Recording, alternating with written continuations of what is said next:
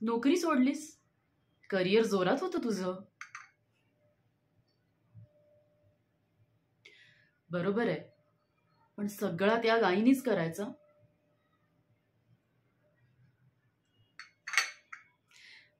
Hello, ए तुझं नाव सांग ना.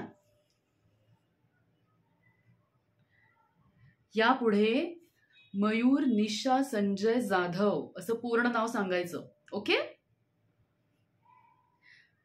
हे मी नाही, सरांनी आणलेलं महिला धोरण आहे.